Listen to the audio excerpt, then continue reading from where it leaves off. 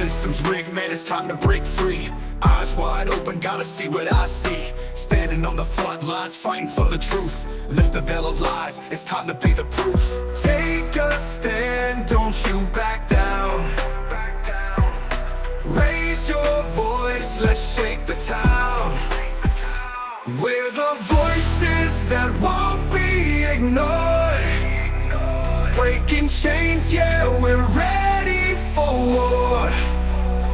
With the power of the people, we'll make them see a world of justice, united and free. United and free. United and free. Marching with a purpose, we're taking it higher. Fighting through the struggle, igniting the fire. No more silence, we'll make the noise loud. Together in this battle, standing strong and proud. Injustice fades when courage aligns. Rise up together, break the confines. We're the voices that won't be ignored. Breaking chains, yeah, we're ready for war. With the power of the people, we'll make them see a world of justice, united and free. United and free. United and free. So rise up now, it's our time to shine. Together we'll write a new paradigm. You paradigm, you paradigm. Whoa, whoa. We're the voices that won't be ignored. Breaking chains, yeah, we're ready for war. With the power of the people, we'll make them see a world of justice, united and free. United and free. Rise up now, it's our time to shine. United and free. We'll write a new paradigm, new paradigm. United and free. United and free. United and free. Everybody, welcome to the live here. I thought we would do a little live discussion here tonight and talk about the Melody Farris case because it is with the jury. So huge developments in the case today in closing arguments. Well, not really. I guess we wouldn't call them developments, but the case is moving to a resolution. So if you're not familiar with the Melody Farris case, I'm assuming you probably are if you've been following it with me for the last couple of weeks. Melody Farris is a woman out of Georgia accused of unaliving her husband. She's accused of shooting him and then putting his body on a burn pile. Now, her husband is a rather large, rotund man, 300 plus pounds. And it's kind of a messy case because it's kind of a whodunit of sorts because Melody isn't the only one with a motive to want her husband dead. She's got a couple of children, all of which had their hand in the proverbial cookie jar of her husband's wallet, and all had issues and problems and things of that nature. One in particular individual, her son, his name is Scott, he was, I guess, he was on the property during the same time that all of this happened. He lived on their property, took care of their property, and ultimately he was found with the same caliber of bullet ammunition in his apartment that he had there on the property. That was found in the body or in the rib. There was a piece of rib that was not burned up that was found that had a 38 caliber bullet in it. And in his apartment, they found that same caliber weapon. Now, there was no gun, and he told the story that this gun was missing and that he had filed a police report. The defense showed there was no police report ever filed. It was a 357 Magnum, which is capable of shooting a 38 caliber gun or bullet. And on top of that, he told police moments after they're on scene, before anyone ever knew a gun was used, he's telling them that a gun's missing and directing them towards a gun, and is acting suspicious. As a result, he was suspected. His mother was suspected. And for a year-long investigation ensued, and his mother ended up being the one charged. Now, in this trial, the defense has pointed the finger at Scott as the individual who did this, claiming that he was upset because his father was finally getting tired of his mooching behavior and said, I want you out. So Christine Fortunato says, do you think she did it, Steve? I think she was involved to some degree. I don't think the state has met its burden. And that's where I stand on all of this. I think that the state has fallen well short of meeting its burden, and I think that that's a huge concern of mine. Now, do I think she was involved at some level? I absolutely do. Because my opinion is both Scott and her had to be involved at some level.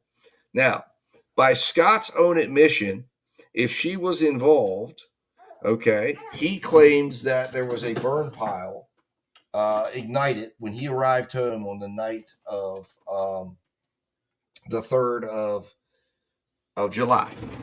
So, by that testimony, that implicates him. He's implicated, okay? Because if he's going to say he saw a burn pile on the 3rd, and there wasn't actually a burn pile burning on the 3rd, or let's say there was a burn pile burning on the 3rd, then it makes no sense that he would have done the things he did into the 3rd, into the 4th, into the 5th. One thing that doesn't make sense is this. Scott went through great lengths to testify on in his testimony how concerned he was when his father was burning things, starting fires. He talked about how he had to put out a fire that his father started, how his father almost burnt down a previous house that they owned, and that they almost couldn't leave Gary alone on the property because they were worried Gary would start fires. Yet, Scott says he saw a raging, burning fire that was burning very strong on the 3rd when he got home. And he went to sleep, woke up, went and played golf, and didn't have a concern in the world about that fire. Then when he got home that night, there was no fire. He said he never saw Burnpile burning again. Now, the problem with that testimony, as with a lot of the testimony in this case, is there was testimony from an MA, from one of the assistant medical examiners who lived right around the corner from the Farris property. And she said her and her husband smelled and saw a burn fire coming from the direction of the Farris property.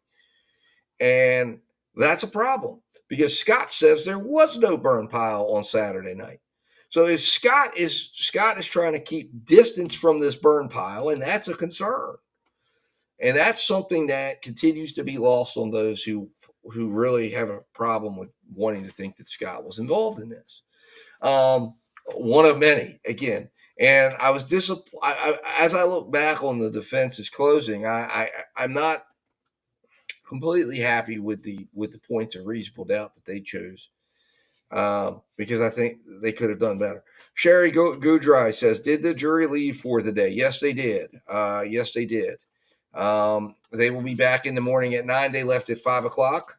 They said they didn't want to stay any longer than 5. They're coming back tomorrow.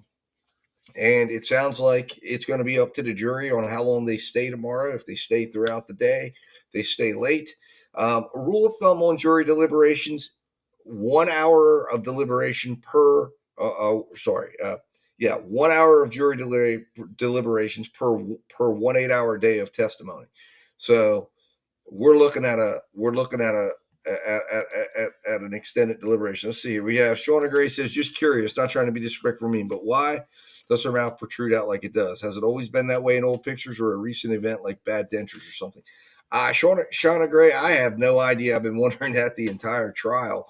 I would say probably bad dentures. I had an employee at one time that went through bad dentures, and her mouth was similar.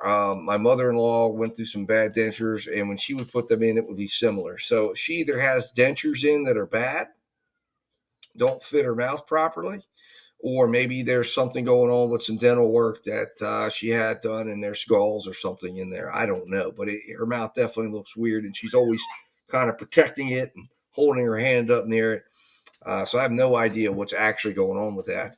But it is a little bit strange. It is a bit strange.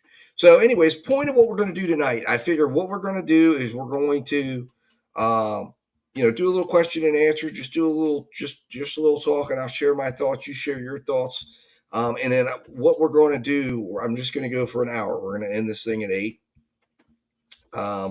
But we're going to watch a little bit of the defense's closing because there was a lot of stuff to unpack in there, and I think it'll be good for talking points. So if you're coming here to watch this, if you haven't watched it, I've got it up. I'm going to be living the entirety of the defense's closing at 8:30 tonight. There's also clips of it, of the different portions. Hold on one second, Scott or Connor. Hold on. What's up? Huh? All right, hold on one second. So I hold on. I'm sorry, what? Okay, hold on. So I'll be airing the entirety.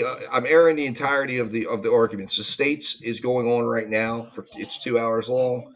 The defense's is going to be starting at 8:30. So if you want to watch it in its entirety and see if you missed it today, this is not going to be the place to do it. We're going to be watching it, reacting to it, talking about it, or doing the best we can. Doing that.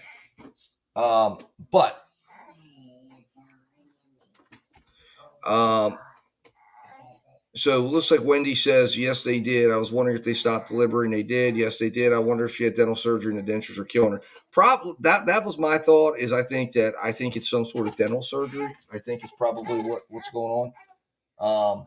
And that would be my thought, but I'm not sure. I'm not certain. I think that would be something interesting to find out. Maybe someone will ask the defense attorneys when they get interviewed at the end of this thing. But it definitely looks like something is going on with her mouth area.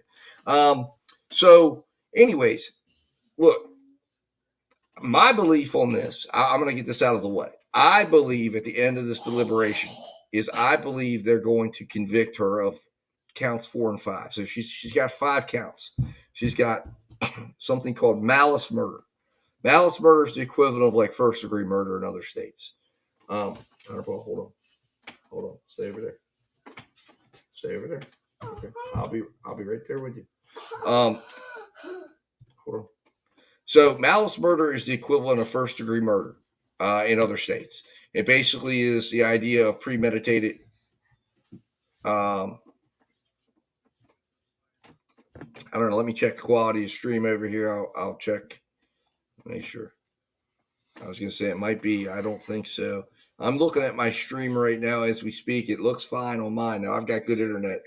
So let's see right here. I'm checking it out. Anyways, so malice murder is the equivalent of kind of first-degree murder in other states. It's where it's the intentional killing of another, essentially with malice. With essentially it's almost like premeditation. They're getting that out of the malice murder is coming out of the reason why they charge you with that is because of the multiple gunshots. So they're saying that the fact that she shot him twice shows malice, that she killed him. It wasn't some sort of an unintentional situation. It wasn't in the heat of passion. It was I want to kill you. Boom, boom.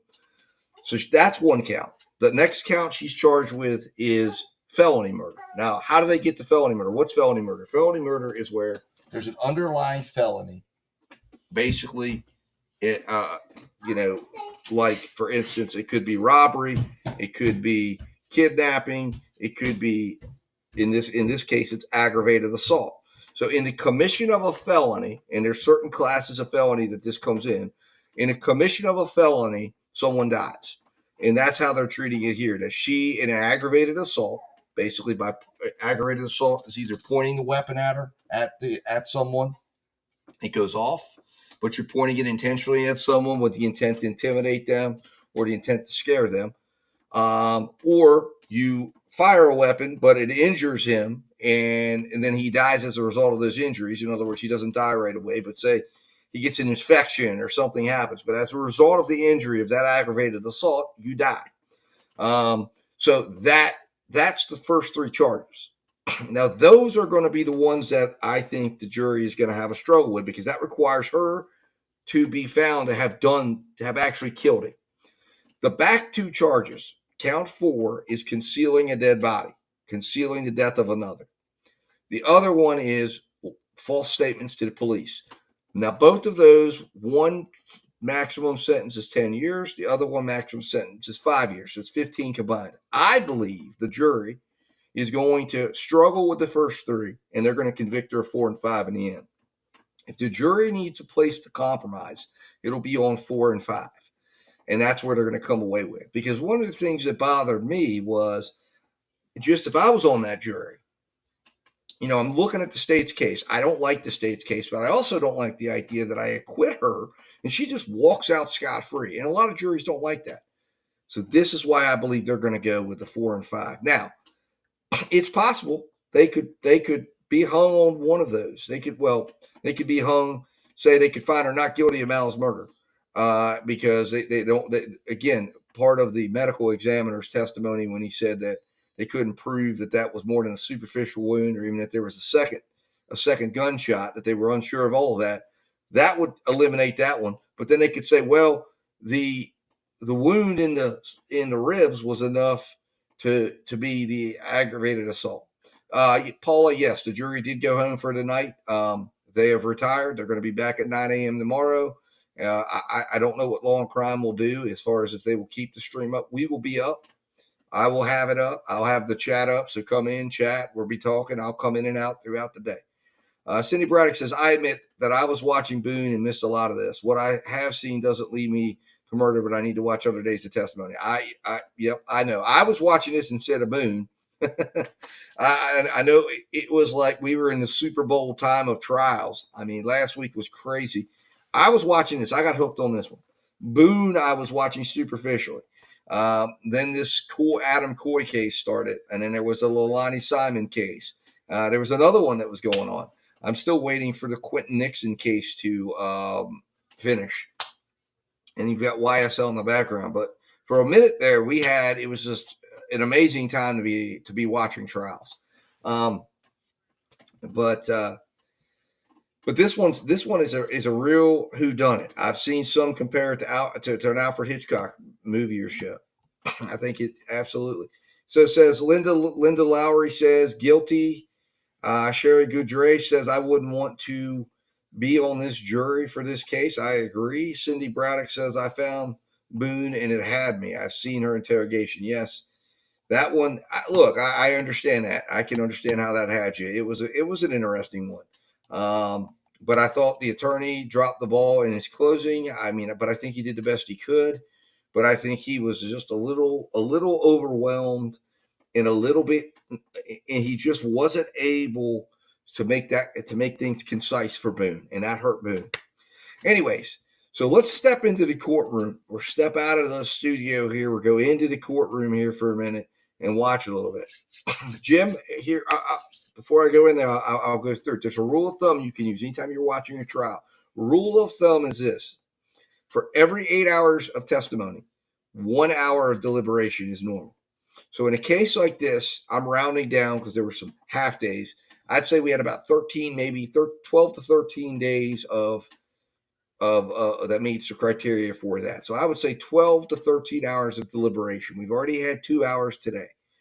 I believe with it being Halloween, we're going to have an 8-hour workday tomorrow. So I believe it'll probably be, unless they're close to a verdict and they decide to stay and work hard to get through, I believe it will be Friday. I think Friday is when the fireworks are going to go down.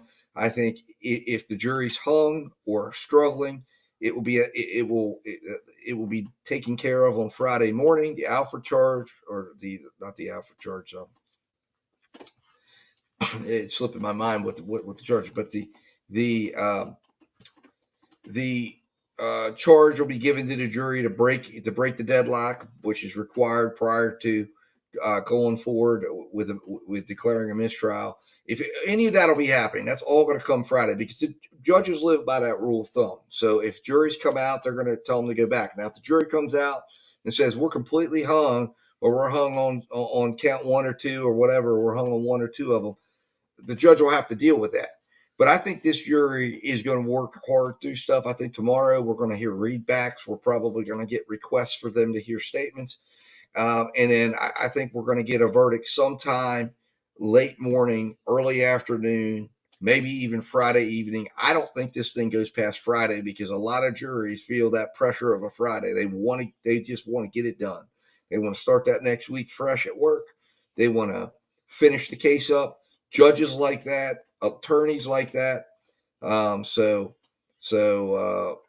you know, and Cindy Braddock says she fired too many lawyers. Laugh out loud. Yeah, Boone did. Yeah, but I think that was showing that Boone had some underlying mental problems, in my opinion.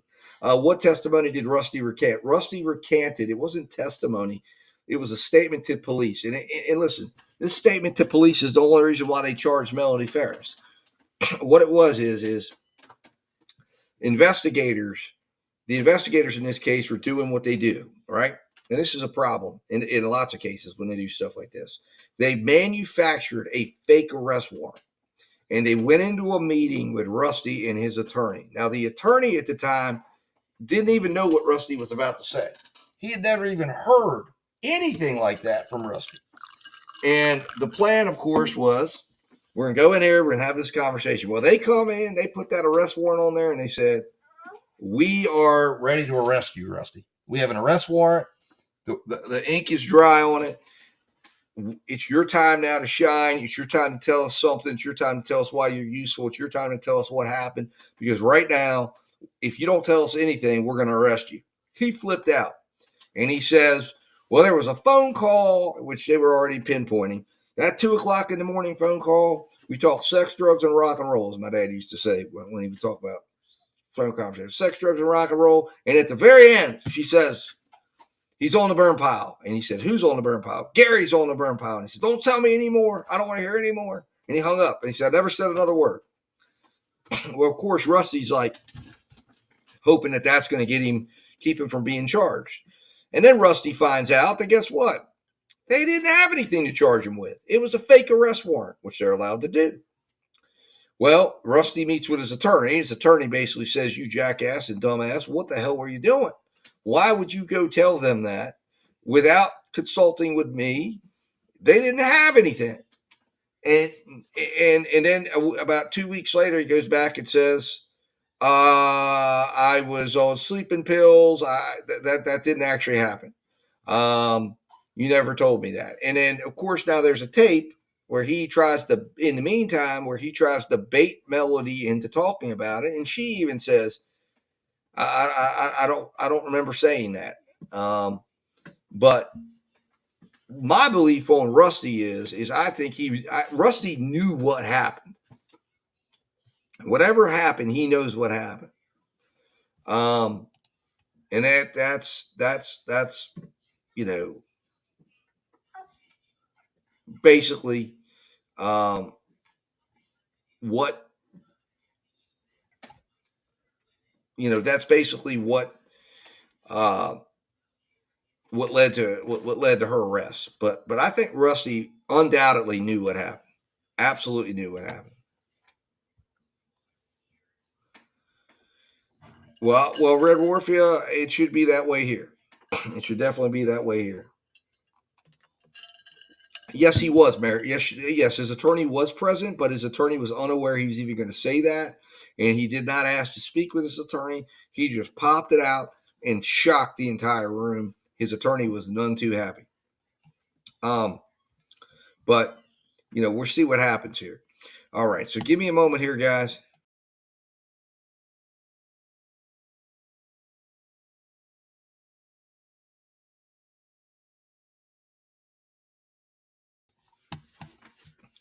All right, so we're here. This is the defenses, the first half of the defense's closing. We're going to listen to a little bit of this. There are some things in here that if you haven't heard, you need to listen to this, because this is key stuff. And this is why when you listen to this closing argument and you listen to the lack of physical evidence, the issues, the doubts, this is the stuff that not guilties are made of. All right, so let's listen to this real quick. We're gonna listen to a few of it. Like I said, I have to cut this at 8, so we're gonna listen to it. And if you haven't heard this yet, I am going to be talking through it. It's not going to be clean, so it will be airing at 8:30 on my channel in its entirety, and it will be both sections.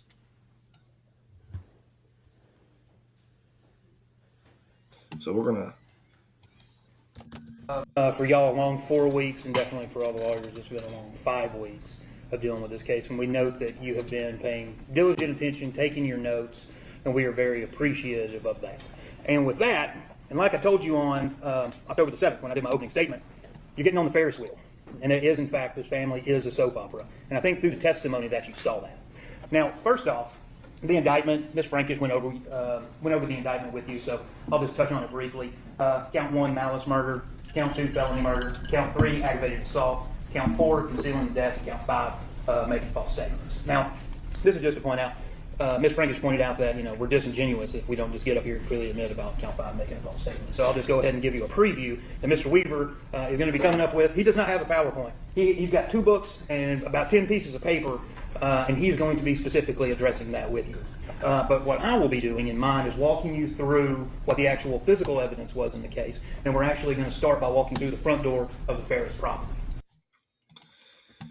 So, Mary Ann, I see that there. That's a great question. Why did she top off her straight talk phone using Gary's Bank of America card? I think that's simple, because she clearly, when she did that, one of a couple things. One thing I noticed was when she got the notification, and when that notification came in, it indicated it was like some sort of an automatic top up, or that she had used something that might have already been stored. So one explanation could be she had that stored in there and she used it. Second explanation would be, obviously, something happened to Gary. She had the card. She made a mistake, and she went ahead and did that. This is why I believe, this is where everyone's mistaken here. That does not prove she killed him. It proves she knew he was dead. So that would lend the credibility to the idea of saying, well, I don't think we can say she killed him, because if she killed him, to say she killed him means she had to have help, and we don't know. And if she had help, the state in no way put a weapon or a gun in her hand to the degree that they could say that she definitely did this. So as a result, that's going to,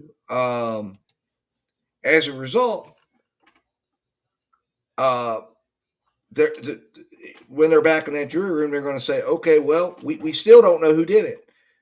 That's why counts 4 and 5 are available for them to convict her for that part of her role.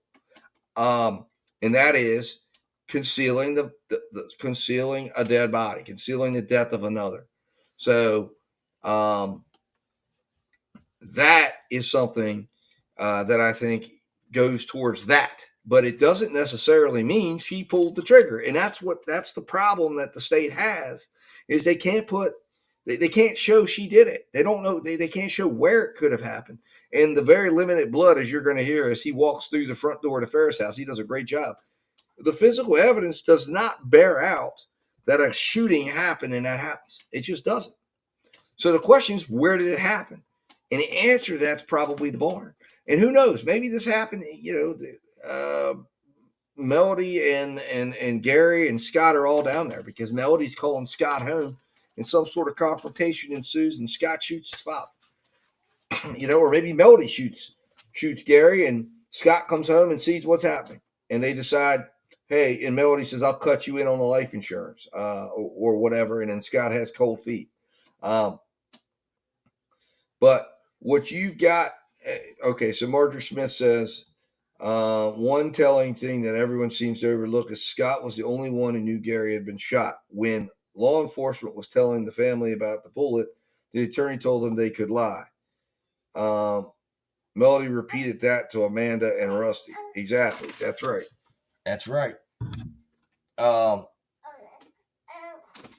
But and that's why Scott's a suspect in this, is because he is the one who starts talking about the fact that Gary was shot before it was ever known he was shot. And that's something that just cannot, like, just like you can't ignore the use of the credit card, you can't ignore the fact that Scott knew his dad was shot before he was shot. Right? And that's a big problem. And that's something that jury is not going to be able to figure out. I'll tell you how they're going to figure it out. They're going to convict her of concealing a body, concealing the death of another, because that is the most logical thing that they can prove. They don't know who did it. Was it Scott? Was it Melody? Were they helping each other? And this is why the state shouldn't have charged her when they did. But they charged her based on that bogus statement from Rusty, which turned out to be garbage. And now they're stuck with it. So now what they're trying to do is fit all the other evidence around that statement to say, oh, Rusty's guilty, or Melody's guilty because Rusty said this. And it's not good. It's not a good look. Anyways, all right, let's take a listen here. Now, first off, with reasonable doubt. Reasonable doubt is the doubt of a fair-minded, impartial juror honestly seeking the truth. Ms. Franklin said it to you. I said it to you in opening. The judge is going to say it to you again. Mr. Weaver's going to say it to you again. And Ms. Franklin was right. There is a stair step. I found that several years ago, and I have used it ever since, and I absolutely love it because it shows what reasonable doubt is. Because it's not. And I absolutely love this. So, let's take a look at this, guys. I mean, this is it right here. This is fantastic. And I know the state doesn't like it. Most state attorneys don't like this type of stuff because it really concisely and very, very well states the burden of the state. And what you got, you're guilty. You got to be at the top of that staircase. Not only you got to be at the top, you've got to walk through the door. That's guilty. You've got reasonable doubt, clear and convincing, preponderance, probable cause, reasonable suspicion. And clear and convincing is a firm belief that the allegations are true. Where are you at on this? Let's talk about where you're at on this, because I don't think anyone is at the technical legal sense of guilty when you look at the reasonable doubt. Reasonable doubt is one doubt in a reasonable person's mind. Clear and convincing is a firm belief that the allegations are true. That's probably where many are, but they're not 100% convinced. The greater weight or amount of evidence is preponderance. Probable cause is reasonable and trustworthy information that a particular person has committed a particular crime. Reasonable suspicion should be based on specific or particular facts or reason, not based on a hunch or a guess. Scintilla is any evidence at all, even the smallest measurable amount of evidence, and no trace of evidence whatsoever. And that would be innocent. So, look, the bottom line is, I don't believe anyone can say they're at the top here. When I hear people talking in chat, they still have doubts. They're still at least between clear and convincing and reasonable doubt. This is where everyone is living right here. And people don't like it because in most cases, there's a lot of cases where jurors are right here, but they go guilty anyways. And they don't realize that is something that hurts the system. Because if we had more jurors willing to acquit, police would get better. In fact, my dad, who was a very good attorney, and he got a lot of people a not guilty verdict. Okay, a lot of people a not guilty verdict, and you guys will get to hear about that at some point.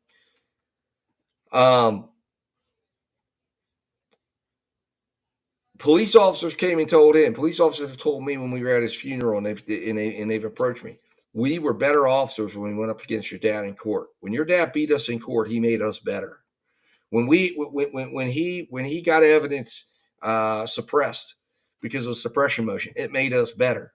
We became better police officers. We understood the law. And my dad used to actually do secret meetings with police officers at his office. They could come to the back door of his office, and he'd sit with them and sometimes speak with them for an hour or two. And they would talk about, he would help them, and he would go over the law with them, and he would help them to understand the law better. And that's why jurors don't understand that. It's like, you know what? The more that you hold them accountable It makes the prosecutors better. It makes the police better. And when we let them keep getting away with it, we then run the risk that maybe they get it wrong. Maybe they've prosecuted the wrong person, or maybe they've prosecuted someone who didn't have the correct role, or maybe we missed someone, like in this case where the police may have missed somebody, like Scott Farris, who might be guilty, but we won't know that because they didn't do a proper investigation. Anyways, let's continue listening. You're not finding this case and deciding this case based on reasonable doubt. It is beyond reasonable doubt. So it's a doubt that you can give a reason for. They have to go beyond that. They don't just get up to the reasonable doubt step and stop, because that's not guilty. They got to get up on that top step, beyond that doubt. And it is a long burden. Look at all the stairs, no evidence until a reasonable suspicion, probable cause, preponderance, clear and convincing, reasonable doubt, and then finally beyond reasonable doubt. They have not come even close to beyond reasonable doubt.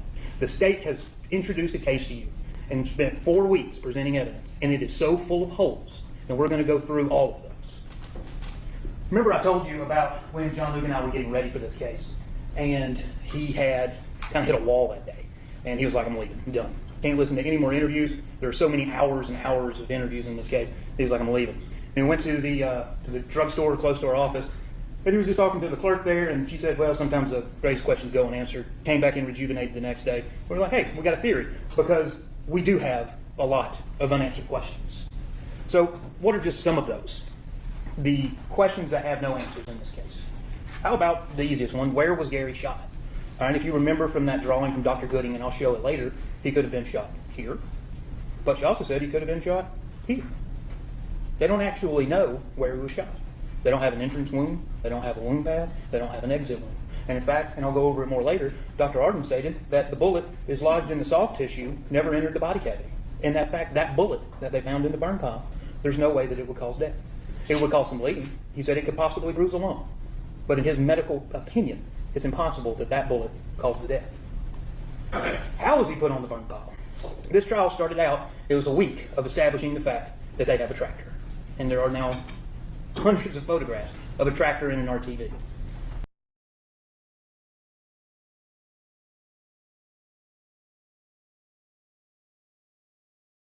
Sorry, guys. I just realized I was muted. I apologize.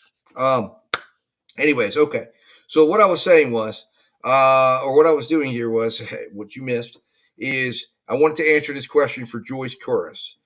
She said, if Melody gets off, will they go after Scott? And the answer to that question is maybe. Maybe they will. But it would depend on what they felt they could prove. Now, the prosecution in this case has married themselves to Scott, or to the idea that Scott's innocent, at least for right now. So what I was saying earlier is my dad had a case similar to this where he was defending a client and he was accusing another person, that was the defense, was that there were multiple potential people that could have been there. It was a lover's kind of triangle situation. And he said this other person did it. And that's what he prosecuted. I mean, he essentially did like these defense attorneys did, presented a case suggesting it was more likely that person did it. The jury found his client not guilty. About 6 to 8 months later, they charged that guy. Now, the interesting part about that story is that my dad ends up representing that individual, and he gets them off. He ends up getting them a not guilty verdict. And this is the same individual he spent an entire trial accusing.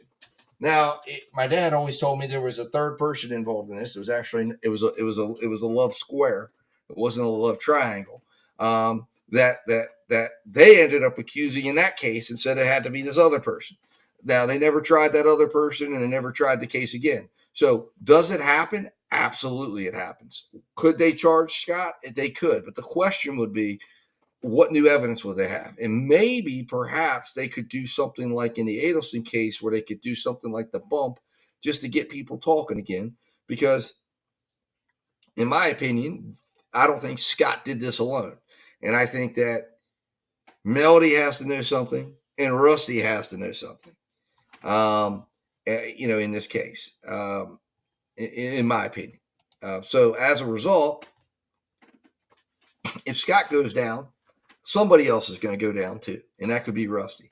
So I think the best case scenario for justice for Gary would be one of two outcomes: either a mistrial, which would allow the state to kind of go back and figure out how they could redo this case, maybe even investigate it a little bit more. Remember, they didn't even have this cell phone data. You hear him talk about this. They didn't even have that cell phone data prior to this trial. That came out during the trial. So they didn't even know Gary was alive at 9:32. So there's a lot more they can do with tying down the time frame and the timelines and look at this again that they're obviously weren't going to be able to do in the middle of trial because they're worried about winning this case, but that they could look at this more and look at it deeper. Obviously, they now have Scott on record on sworn testimony giving a detailed timeline that they can now start to attack and take apart. Listen, I don't think it was by any mistake that they just let, when these defense attorneys started going after Scott, the state just kind of sat back and didn't object. Even the judge said at one point, I'm shocked that they're not objecting. But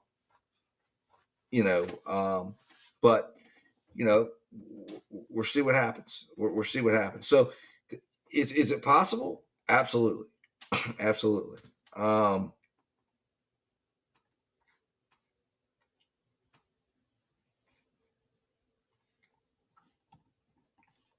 All right, let's turn this back on here. I apologize again, guys, for the malfunction. But how did you get on it? And we'll go through what the tracker and the RTV shows. Where is the gun? No idea. How about where are the bullets? No idea. Scott's odd behavior, and I'll talk more about that shortly. How did Gary even die? And that ties into where Gary was shot. You heard Dr. Arden say that he would have to say that the manner of death is undetermined and that the cause of death is undetermined. And he said that because that was his medical opinion. And he was very clear in stating that I am saying this because I just do not have the facts. And I have not been given the facts. And the state hasn't shown me the facts to be able to make to a medical certainty of what the cause of death was and the manner of death was. And there are countless others. And we're going to be going through several. So, walking through the crime scene. This is the front door of the Farris home. You'll remember from the testimony to that point in time, he was an investigator, now he works at the school, Shaw. You remember him. Shaw stated that he was brought back in, because I don't think you remember who told him to, but there was a blood droplet. I don't think my little pointer will work on the TV, but it's right there, kind of underneath the window in the middle of that hallway, that there was a blood droplet, a potential blood droplet. But what ended up happening, that blood droplet was not collected or tested, and actually when they brought Agent Coffey out, or Agent Honey, they didn't even have her blue star at either. So there is a spot on the floor of unknown origin, and nobody knows actually what it is. Moving further into the house, into the dining room, and you'll remember, if I am facing this photograph, the door to the stairs to go down to Gary's living quarters, it would be to the left. Agent Honey sprayed this entire area, you'll remember from her testimony, in Blue Star. Nothing. Not a single drop of blood, except for when you turn and on that same rug. That's the rug there, and that's up toward what would be the left-hand corner of the rug. There's a single drop of what she said is possible blood because it reacted to the Blue Star. Wasn't collected, wasn't tested. I asked her, I asked Shaw, I asked Stewart, can you take that, can you cut it out? Can you swab it? Yes, yes. Have you ever done that before? Yes. Did they do it? No. Didn't do anything. They literally took a photograph of it and said, well, good enough. So again, and the point that this defense attorney is making is how bad this investigation was. And I want you guys to think back, if you're watching this with me, you're going to recall when they had these guys on, they did not GSR test anyone. I hate chocolate.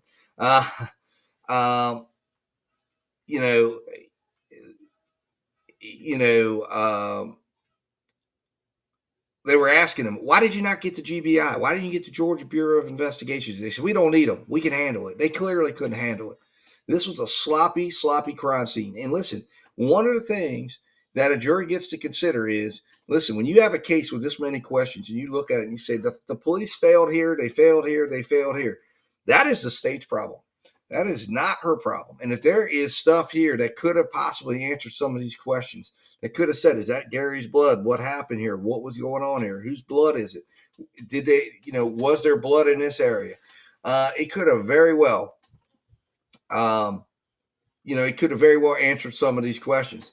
Now, Jenny F says, this is an interesting comment here. I think after Scott saw the fire, went up to see and yell at Melanie in bed, he went downstairs, got the gun, and went and shot Gary in the burn pile, and he fell in. That's a possibility. Listen, I firmly believe that there's something to the idea here that Scott got upset. I mean, listen, remember, they were upset with Scott because he wasn't doing things around the house like he's supposed to. He's at the lake. Melody calls him, says, get your ass back here because the horses are out. Scott's not happy about that. I was trying to watch. There was there's video of him from the Nest camera when he's leaving. I was trying to see when that was played during his best friend's testimony. And I was trying to see, like, is he angry? How does he walk out? Is there anything indicating that he's upset? They couldn't really see much. But I really believe he gets back here and he's mad. He's very upset. Quilting Bear, thank you so much. I really appreciate that. That's awesome. Thank you for the super chat, $4 super chat. Thank you so much. Very, very much appreciated. Never required, but so much appreciated. Very, very much appreciated. Jenny F says, when Melody said he is on the burn pile, she meant he is down there watching it. In the sound, they say things different. I've met people like this with no emotion and from the South. Could have been. Laugh out loud. I'm from the South and we are extremely emotional, says Debbie. I mean, that could be the case, but I think that's a possibility right there, because I think it all originates with when Scott gets home, Gary's burning a burn pile, Scott's frustrated. Listen, they always say the truth is somewhere in the middle, right? Scott told us a little of the truth. He comes home, he's mad, he's having conversations. I'm going to be in law enforcement. You guys have to start taking responsibility. That's what happens. That's what gets him upset. That's the points that he was getting frustrated with. And to him, it's like, you called me back to the house, you're letting the animals out, you got a burn pile started, Dad, and he loses it. And he shoots him. And because remember, okay, everybody wants to discredit. We want to take the one piece from the damn alarm guy who says there was an alleged gunshot around 10 o'clock, which I think is the least credible part of his testimony. But we want to discredit the part where he says that Scott is saying in the presence of this alarm guy, I can't wait for my parents to be gone so that I can take over this farm. And then what happens? Dad dies, and Mom gets charged, and he's thinking this is my opportunity. Of course, he's not really seeing the whole picture. And the problem, to me, I didn't see that really hammered on by the defense. Defense put that witness on. Maybe they wanted to put some space in between them. But to me, that's a reasonable doubt right there. That proves that Scott, when Scott's saying things like that, it's no different than the prosecuting attorney who stood up there and said, well, Melanie said all these horrible things, said, I hope you die a gruesome death. To me, that's on the same level.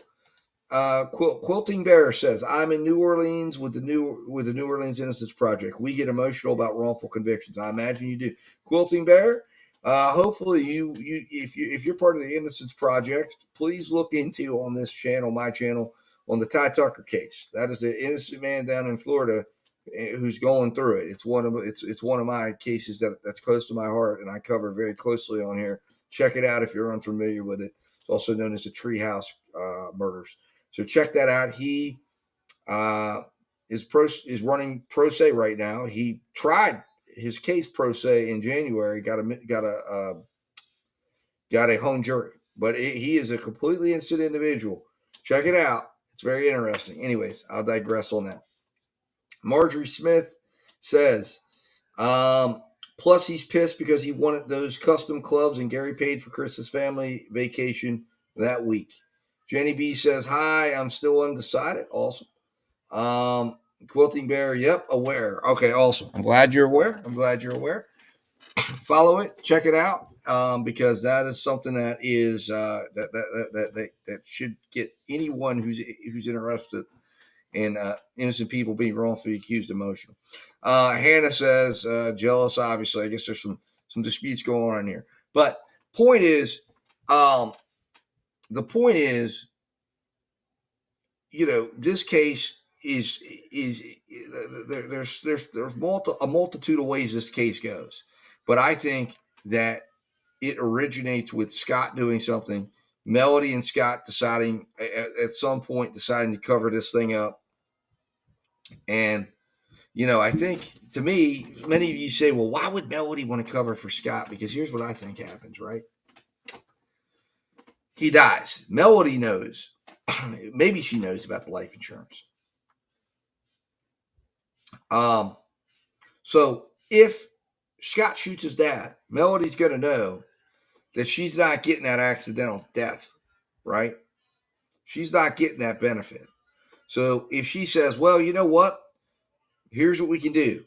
We can put him on the burn pile, make it look like he falls in, and that's what Scott says. And that's why she's telling Rusty he wasn't supposed to burn up like that. Because, of course, Scott, being the absolute F-up that he is, puts him on the burn pile and incinerates him. And now she's like, damn it, what am I supposed to do here now?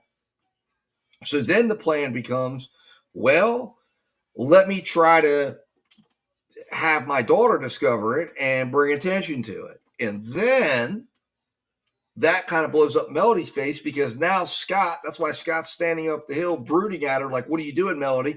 And Scott feels like Melody might be turning on him. So that's why he immediately runs down and throws that 38 slug down on the floor and immediately starts talking about guns to police. And there we are. Well, because Hannah, the only reason why I'm not saying that maybe there's not something there with that, but the issue at hand is there's nothing that we can use to say that Chris was there or anywhere near the house. And that's problematic, because we know Chris's cell phone never pinged, dinged, or was anywhere near the house other than being called. And we know he was back on his cell phone in that morning. So Chris could have been up there. He could have returned up there. But there's been nothing indicating that he was ever up there. It's possible. It's very possible. But Scott, we know for a fact, is on that property, on the premises at 11:32. Just because someone says, I hate you and wish you were dead, is not enough to convict someone of murder. Absolutely, it's not. You're 100%, Jim. Do the kids get life insurance if Melody is convicted? I believe they will, Jenny B. But they're not going to get the accidental death portion, which is what, like, I think paid out 2 or 3 or 4 times what it would have been if it turned out to be an accident. So that they're not going to get. So let's run through here. We're listening to a little bit more. And you're going to hear a lot of that in this case. It all seems there's a lot of good enough. And actually, they came in and they're sitting on the front there, which is perfect. Because a lot of them, if you heard us when we were questioning them, it's like, why didn't you do that? And what's the answer? I wasn't asked to. Well, when you're the government and you're investigating a murder, you should have some decency to actually take initiative. Well, they didn't geofence anybody but Gary's phone, I don't believe, Hannah. And I think that was a problem that I saw. But here's the thing. They didn't do any of that stuff until the middle of this trial. So that's something that they could do. They could start looking into if they have the records. I don't know if they do. But, and absolutely could add it on airplane mode. She acknowledged that. There's lots of good. But what I'm talking about is we have to deal with what we know and what we can prove right now. Otherwise, it's all speculation. And you only get to Chris being there as if you can bring someone else that might have been there that says he was there. So at this point, you're not going to go shooting at Chris where you have nothing. You're going to shoot at Scott, because Chris would have been there to help Scott if this thing goes off the range. Although I don't think Chris would go and help Melody with anything, because Melody and Chris hated each other. So that's why that's one of the reasons why I don't believe they would get involved in anything like this together. Because she genuinely hated Chris because of the things that happened between them and the things he said to her, telling her he hoped that she died, and he went out in a pine box. Quilting Bear says, wonder if the Southern Poverty Law Center would help him out. I'll check it out. Are you talking about for Todd Tucker? If that's so, let me know, Quilting Bear, and justiceisaprocess@gmail.com. Give me any information because, like I said, I talk to Ty from time to time. He'll call me, and I would be willing to talk with them and try to coordinate getting, bridging the gap there for them to talk, and if they could provide some help because he could definitely use it, but he needs to be able to trust that these people know what they're doing, because I can tell you right now, I haven't aired the trial yet, but when we get through this and I have some downtime, I'm planning to air. It's not going to be as great as watching a trial, but it'll be AI reading it. But the Roy Wilson case and the public defender's office down there in Florida handled it. It was horrible. It's absolutely a joke with how they did it. Alabama, hey, that's not too far away, and from Florida, I think that Alabama kind of, well, from where Ty's at, it's a little bit of a distance, but hopefully, I'm sure they stretch down into Florida, or if they don't, maybe they have an organization that does. That would be fantastic. All right, anyways, we're listening to a little bit more here. Like I said, at 8 o'clock, a little bit after 8, I am going to have to wrap this up, but I wanted to come on, watch a little bit of this. Like I said, at 8:30, the full defense closing arguments are going to be coming up. I encourage you to watch it if you haven't. Because this is great stuff. Anyways, let's keep listening. In this case, especially if you're going to accuse a woman of murder. But they don't have any initiative. In fact, they have Kuykendall over there standing next to a tractor at 8 o'clock at night for no reason instead of actually investigating. They abandoned, and of course, Hayes ain't getting off the hook that easy, but that sheriff's office, they abandoned Hayes. They went out there and they investigated that crime scene, and they left, and then they just said, Hayes, you know what, you're the lead, it's on you. Figure it out. And just left it. That's why Pope had to go with him to Tennessee. He don't even work for the sheriff's office. He's an investigator with the fire department. And he goes all the way to Tennessee to interview Barton, Martha Jane, I believe, and also Rusty Barton, because he was left. But so there's no initiative. Agent Honay says, when I asked her, did you collect it? No. Why? Nobody asked me to. No initiative. Here's the other blood spot, and this is two separate. Quilton Bear wanted to let you know there definitely won't be a verdict tonight because court is already out of session. They'd already decided that they were going to be ending court for today and coming back fresh in the morning. So no verdict tonight. So I think it'll be late tomorrow if there's a verdict, or it'll be sometime on Friday is what my prediction would be. Photographs. One on the left is essentially how the photograph is taken if you just took it while we're standing here today. The second one is you turn off the lights, and you remember with Shaw how you got to manipulate the lights, and then I did the whole thing about instead of taking a photograph and manipulating it, why don't we just set the stage in the house to actually be able to show the luminescence of the blue star actually on a photograph instead of manipulating the photograph to maybe see the blue star. So that one's been manipulated, but that's fine, because what did Honay say? It reacts like blood, but it could also be something else. Because remember, I went through with her different types of food that can react to blue star, different type of chemicals that can react to blue star, different type of minerals that the same way. I was going to go in, put in the blue star on the stairs, but not just going to sit here and beat a dead horse. They didn't do anything with the stairs. They said, well, it looks like blood. Well, we're not going to collect it, and we're not going to test it. So, good enough. Now the downstairs, we actually get some investigation going here. You see from 1, 2, 3, and 4. You heard with the GBI that essentially we were calling 1 and 2. That's EM1 and EM2. And that's just, EM was evidence marker, so 1 and 2. Now, those blood droplets are the blood DNA of Gary Farris. That is proven, that is a fact.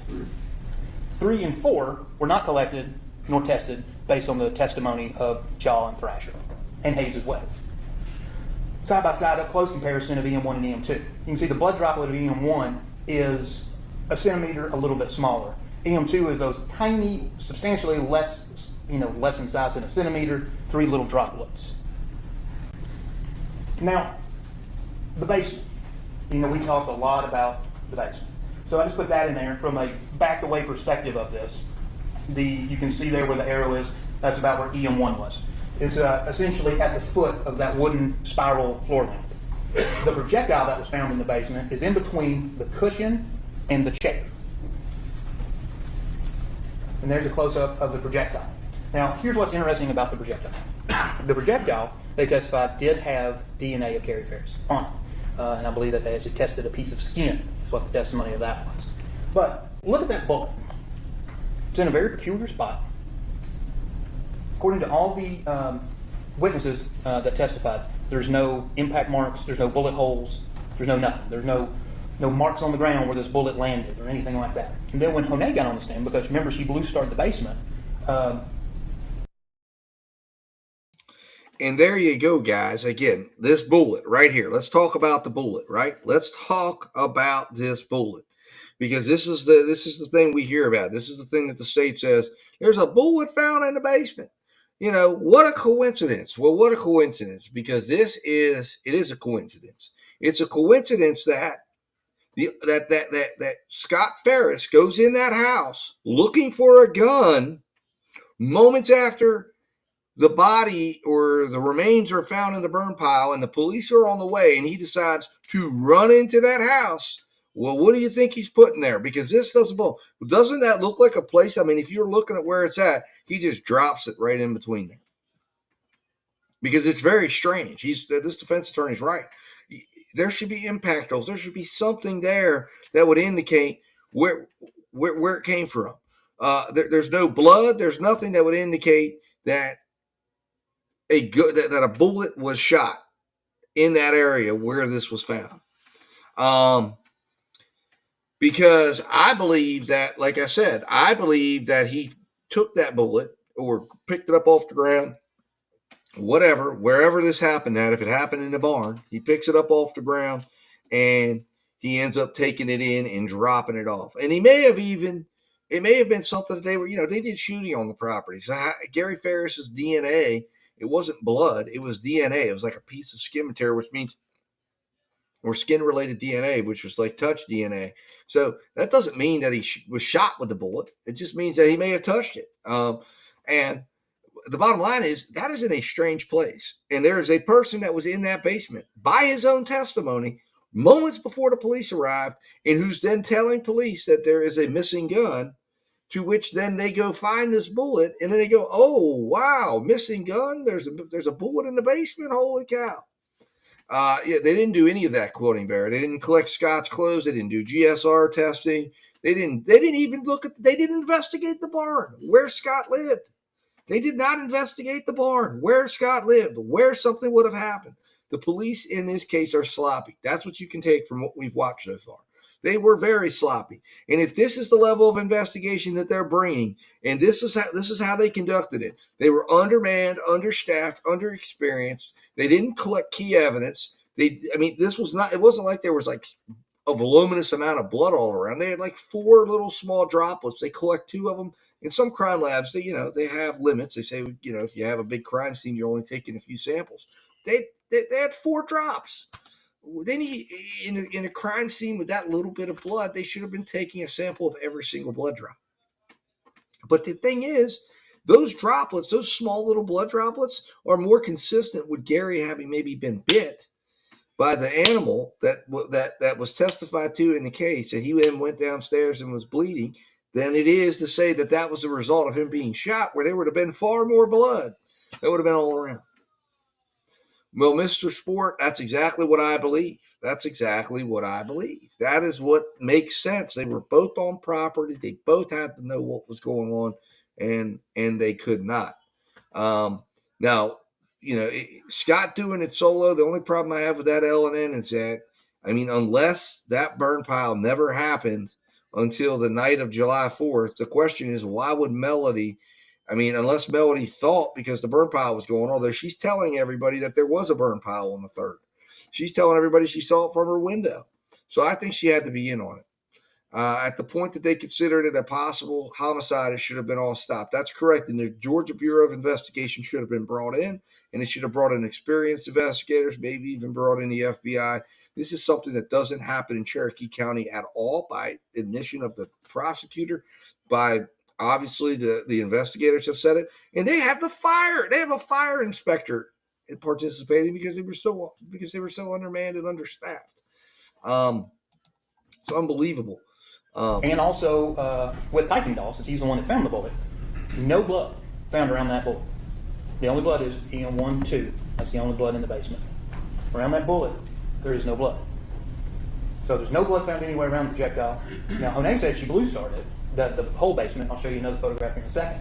And also the GBI quantified that they examined the bullet and there were no textile fibers found on the bullet. And if you'll also recall with, I think her name was Bagwell with the GBI, talk to her about how a bullet can go through, especially with those types of bullets that you saw, and you'll have it back there, you'll see that the flanges that kind of go out, kind of got, almost looks like kind of teeth on them where the bullets opened up, and they talked about how that can go through and snag on clothing and things like that, and you get fibers and other types of materials on the bullet, of which they found 0. Now, showing the basement out again, the little area, that's where Honay blue starred. And I asked her specifically, did you blue star on the couch and the chair and all? Her testimony was, and you'll remember this as well, was that she believed that she had blue starred the whole basement, but she would only take photographs if it showed the luminescent or presumptive blood. And she had no photographs of the couch. Nothing. Up here in any of the walls, and this applies upstairs too. Nothing found. Nothing found on the back walls, nothing found on the ceiling, nothing. The only thing found, 2 less than a centimeter drop of blood in the basement. Now this was admitted through Thrasher, I believe. Essentially, and this is a pivotal piece of evidence because when you're looking at the photographs, it's kind of hard to figure out, especially for you guys who hadn't been there and seen all this stuff, of actually trying to navigate that house. Very confusing, especially when you get in the basement. But you can see, and you'll have this back with you as well. This is the main floor layout. You've got the porch and all that. And I've taken this and I've put the little dots. So that first dot closest to the bottom, that's where they said they thought it was blood, but they didn't do anything with. Then you move around and you've got nothing, nothing, nothing until you get to that little drop at the top of the stairs that Honay talked about, as well as Thrasher, and then that other kind of swipe mark closer to the family room and the drops going downstairs. Now, what I thought was interesting in this, and the reason for it is, so you supposedly have, because you'll remember Mr. Focus is asking, I think he asked Hayes, did you have evidence of a violent crime being committed in this house? And he said yes. Okay, so that's your evidence of a violent crime. 4 supposed drops of blood that was never collected, never tested in this entire fairly, y'all saw the house. It's a pretty big house. But where else was nothing found? Or what else was found? So we got the living room, there's nothing. Kitchen, nothing. Breakfast area, nothing. Little hallway that leads to the bathroom and the mudroom, nothing. I agree with that, Quilting Bear. I like that comment. I'm going to pull it back up here. Quilting Bear says, one thing I scoffed at when they went through so much time with everyone giving their credentials, then their lack of evidence testing and collection. You're right. But I thought that I was chuckling at that as well, because it was like they would go through all of these, how credentialed they were and experienced they were. And then it makes all the things they didn't do so much more glaring. It's like, why would you want to highlight what a knowledgeable professional individual this is, and then you got to say, well, they didn't do this, they didn't collect this, they didn't do that, they didn't follow through that, they used expired luminol. I mean, what are you doing? Why would it, if you're as experienced as you claim to be, as your credentials appear to be, then why are you making all these mistakes? Why are you acting as if this is the first day at the office? Well, probably because it is. Let's see here. In the end, no one is convinced, and they split the money. Case is insane. Absolutely, it is, Mr. Sport. Let's see here. We're going to do Hannah B. comes up here. Very telling when defense talks about Gary going to dinner that night. Check Scott's side look in the court today. Well, who's he looking at? I did not catch that. I need to go back and look at that, I guess.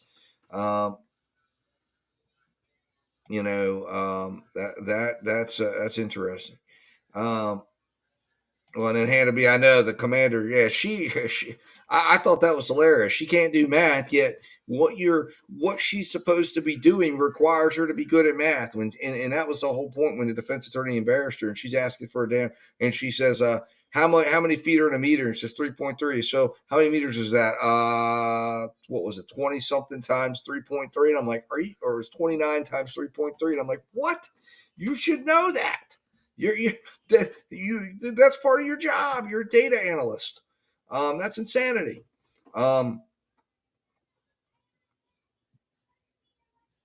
So let's see here. Let's watch a little bit more of this, and then, like I said, I got to wrap it up. The hallway leading into the dining room? No, the dining room. There's just that one little drop that they didn't collect on the carpet. But other than that, nothing. Studied, nothing. And most importantly, or second most importantly, that's the hallway that leads out to the garage. 0 found. Front porch, 0 found. Going downstairs, that's EM 1 through 4. You can see I've labeled it, the top 2 kind of bigger ones. It is hard to make a circle with a mouse attached to your keyboard, where you just got to do it with your fingers. So pay no part of that. But also down here, so we got that, and we also got the projectile, right? So let's not forget that. But what else do we have? Well, we got nothing found in the media room or the workshop. We got nothing found in the bedroom. Nothing in the office, storage, utility. Nothing leading out of those sliding glass doors to the outside.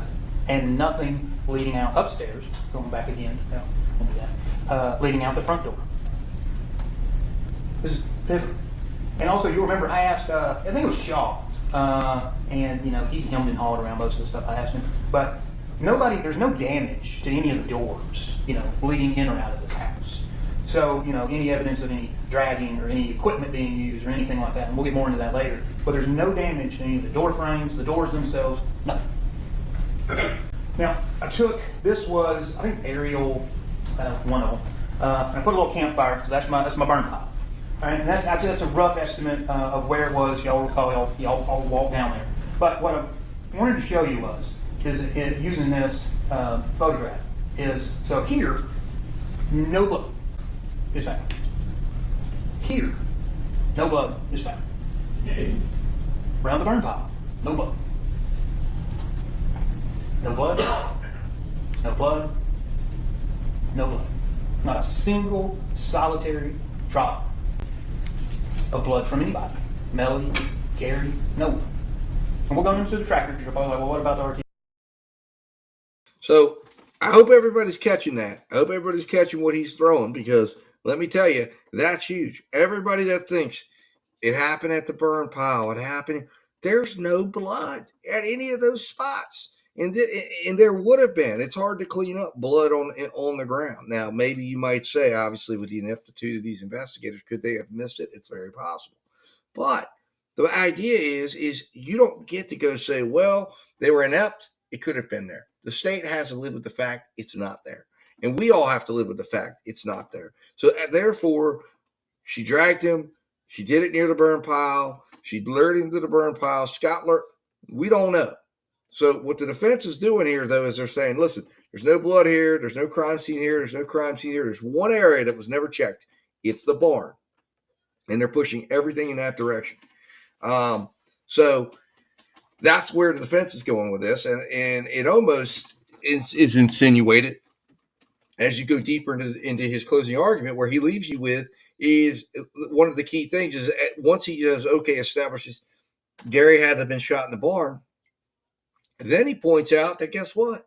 This burn pile might not have been started until 24 hours prior to his discovery, which would have been around, which isn't good for Melody, noon to 1 o'clock, or he says it was when she was already on the way. I guess she was on her way. Says she couldn't have been at the property when the burn pile was going to be started. So she's completely exonerated. In fact, I actually have the clip here. Give me a moment.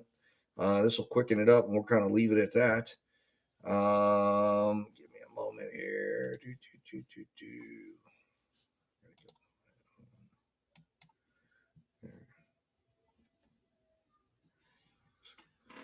Let's see here. Defense.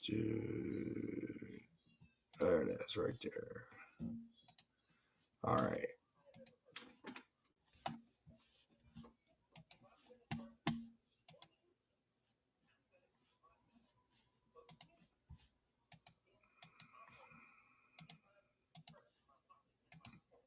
I'm not going to store it in my husband, according to them, that she despises, behind the couch that he sits on and watches TV, where Scott claims that he sits and watches TV. What sense does that make? And that's why, when you're talking about reasonable doubt, it says in there, in that law, common sense. Because you can't, there's no way that the state can explain that away. What, Melody's just so stupid she didn't know where to put a gun? If that's what you want to believe? That's ridiculous. This whole magic gun, it is the biggest farce I've ever seen. Botzon, just briefly, he did the CPAP machine, the Dell computer, all that stuff. CPAP machine, he used an open source, which just means free, program to interpret the data that he extracted, correct, verified, when it comes out the other end. And he said he didn't do that because he had to essentially just dump all of the information into the program, and that's what it spit out on the other end, all the dates of the usage. Tested open source computer programs. But talk about the trail cameras. So that is 12/12/75/2018. That's Scott. He admitted that's him. Amanda also identified him. That is him walking up to the trail camera. Now, what you may be wondering is, how do we know that that's when the photographs were deleted? Well, we know that because there's essentially a way to print out the photograph to where you can get the data, call it metadata, call it whatever you want, of each of the photographs that were on the SD card. The two relevant ones, you see on the top one, Scott walking up, and it says deleted at the bottom, deleted true. That means that it was in fact deleted. So every photo before Scott is deleted.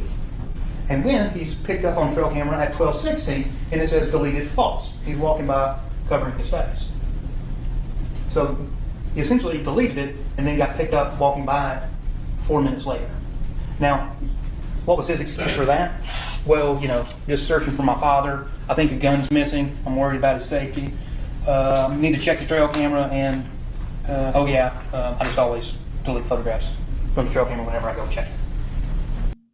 So let's talk about that for a minute. He's going to move into the area that I want to talk about, but let's talk about that for a minute. The deletion of the trail camera footage. He says he just does. You're on scene. Your father's just been discovered.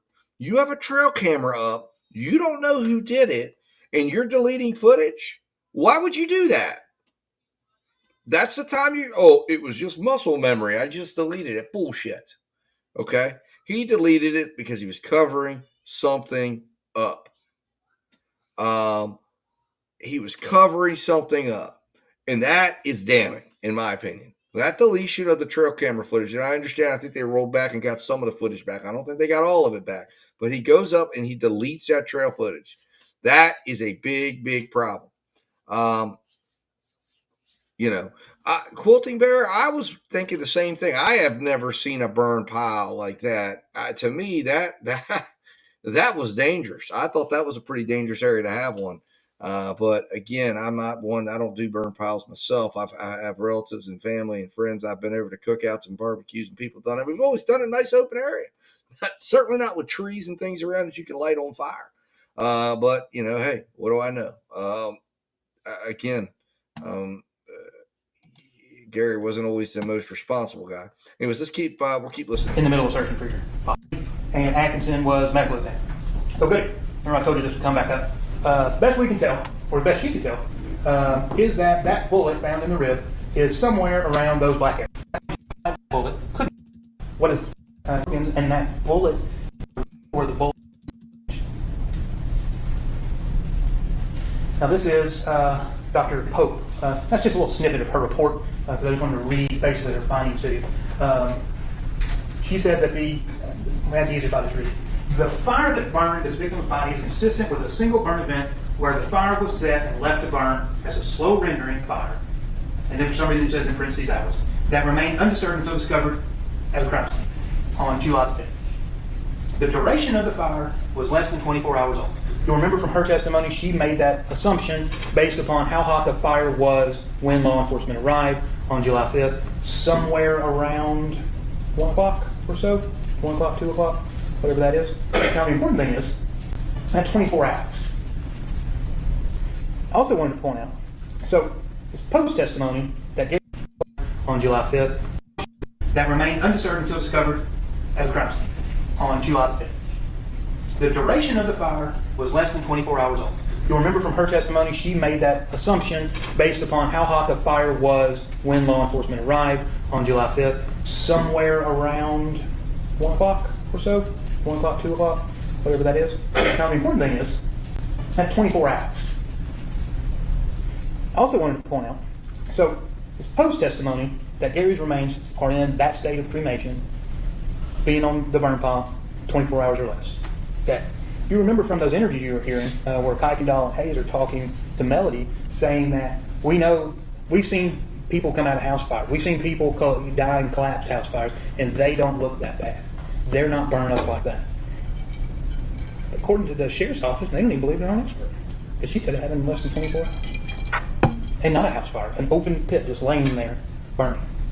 And also, no accelerants. No gas, no alcohol, no nothing.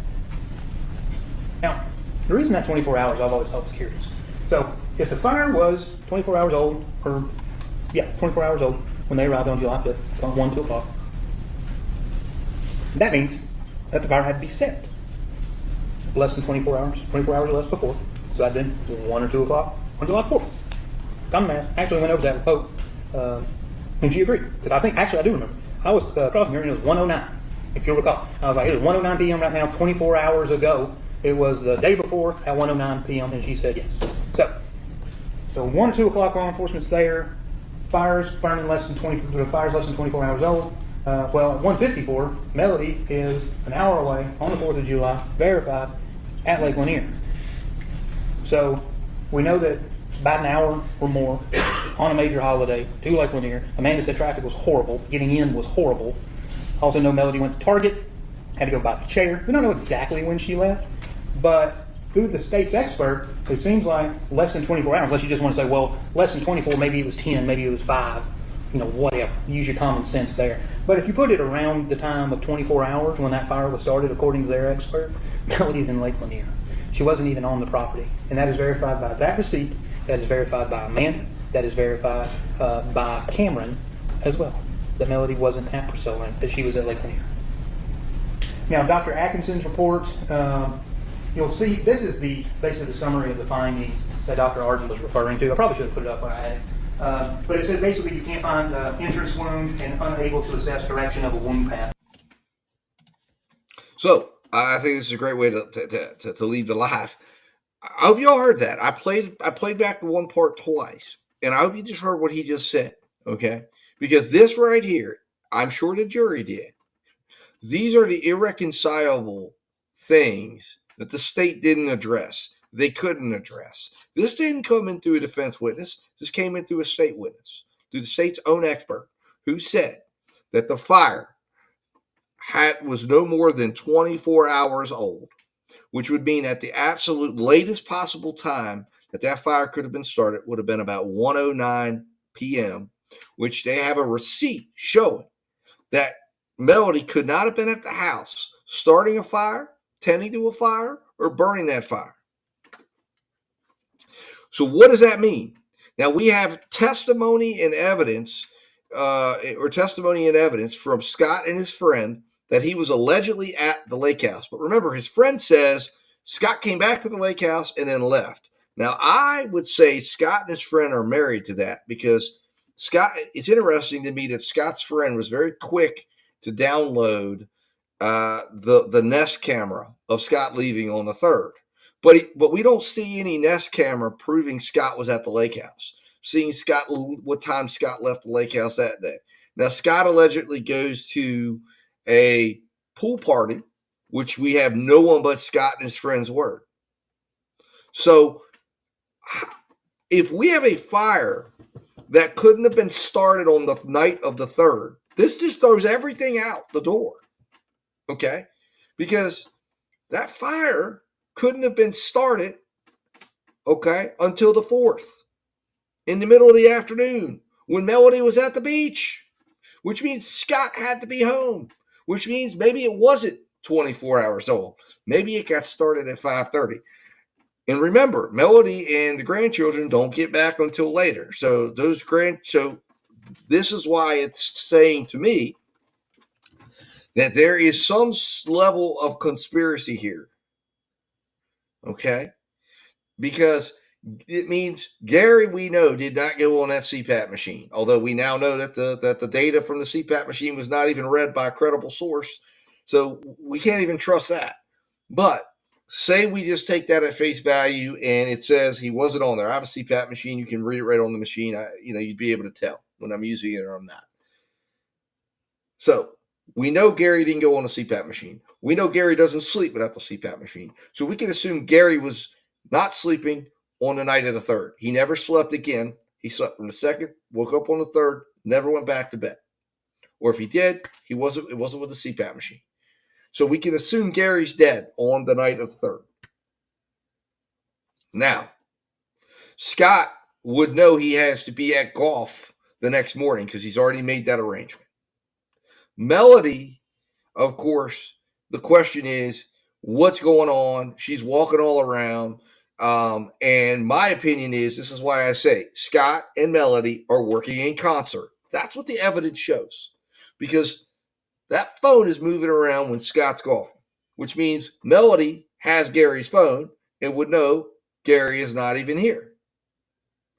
So, as a result, that tells me that there is a conspiracy between these two, that they are working together, and that Scott says, "Great, Melody, you go down to the beach, and I'll take care of the body." And they're working out what they're going to do here because they have a problem because Gary's dead, and Melody's working on getting the cleaning supplies to clean up whatever the hell happened, to clean up the house, to make sure that it's spotless.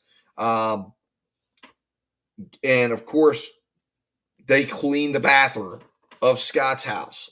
Why? Because, again, that's a glaring situation here. The rest of Scott's house is filthy.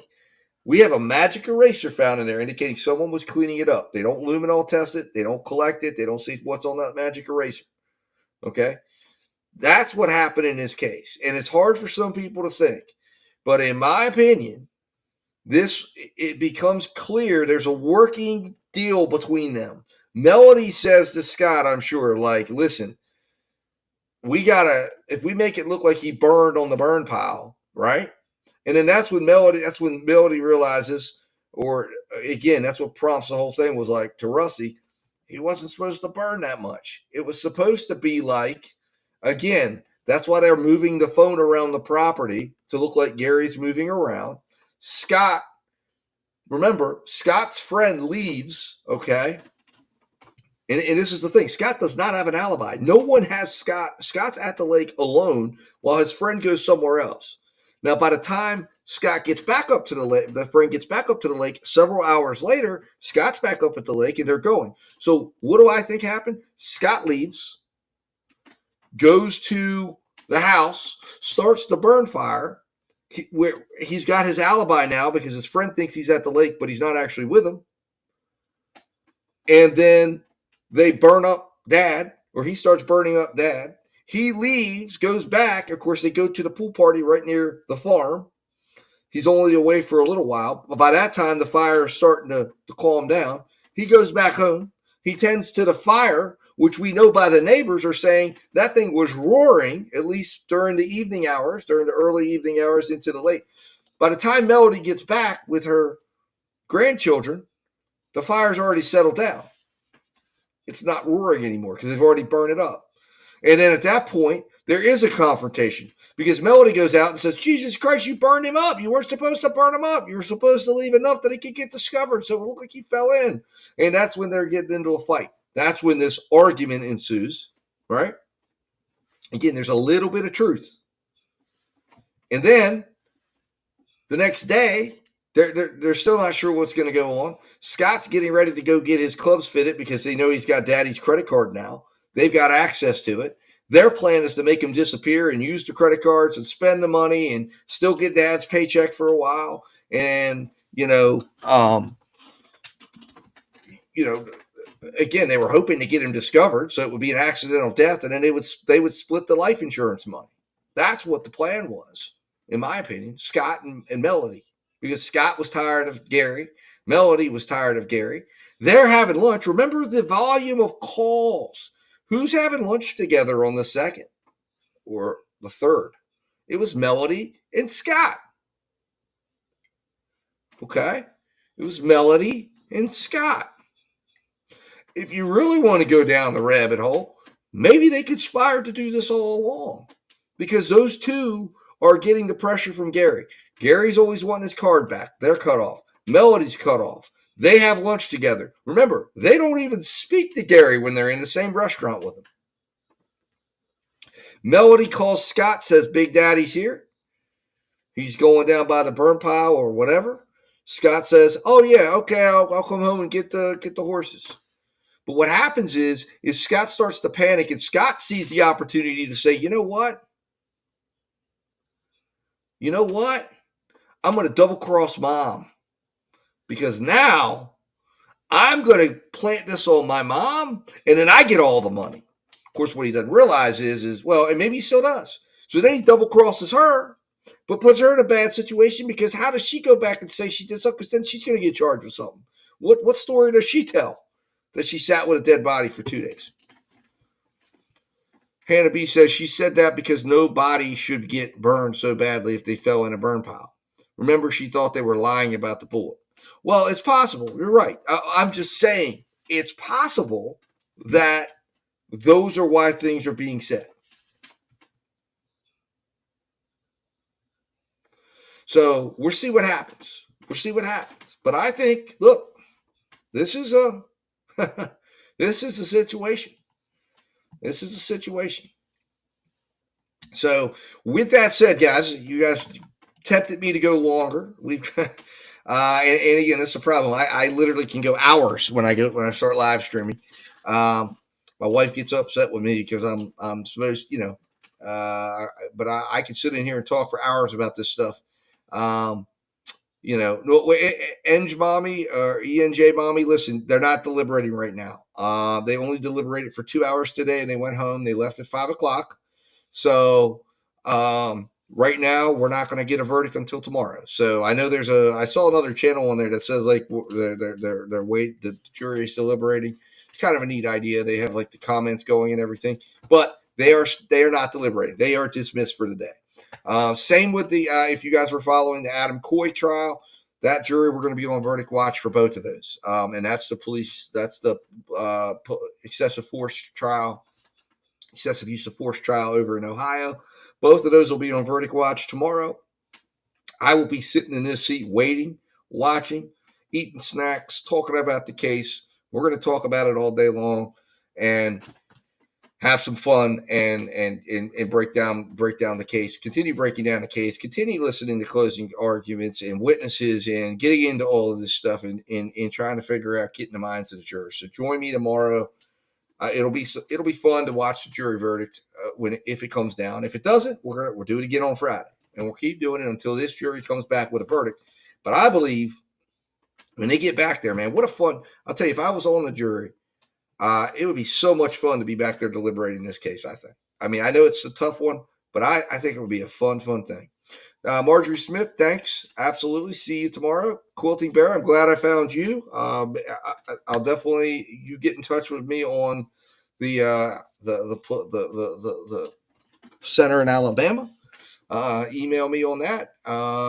Thank you, Mr. Sports. I appreciate that. I appreciate you hitting the like button. And listen, hey, we'll be back at it tomorrow, guys. We have much more fun ahead as we're waiting for the jury verdict. And we'll see what it is, and then we'll get to talk about what the verdict is, and go from there.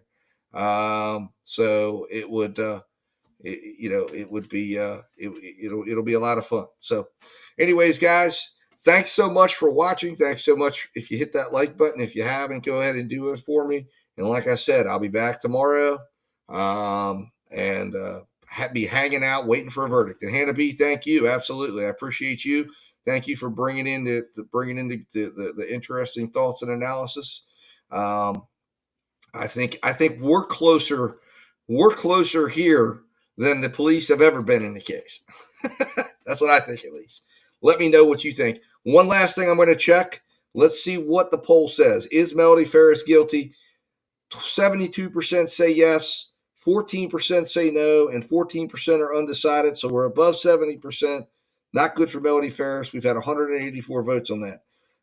And I will see everyone tomorrow. Linda Lowry, thank you.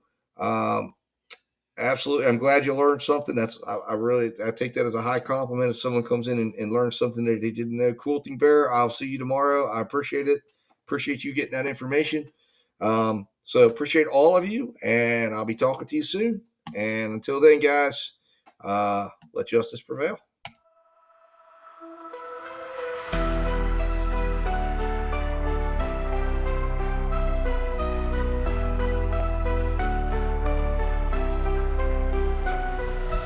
The system's rigged, man, it's time to break free. Eyes wide open, gotta see what I see. Standing on the front lines, fighting for the truth. Lift the veil of lies, it's time to be the proof. Take a stand, don't you back down. Raise your voice, let's shake the town. We're the voices that won't be ignored. Breaking chains, yeah, we're ready for war. With the power of the people, we'll make them see a world of justice, united and free. United and free. United and free. Marching with a purpose, we're taking it higher. Fighting through the struggle, igniting the fire. No more silence, we'll make the noise loud. Together in this battle, standing strong and proud. Injustice fades when courage aligns. Rise up together, break the confines. We're the voices that won't be ignored. Breaking chains, yeah, we're ready for war. With the power of the people, we'll make them see a world of justice, united and free. United and free. United and free. So rise up now, it's our time to shine. Together we'll write a new paradigm.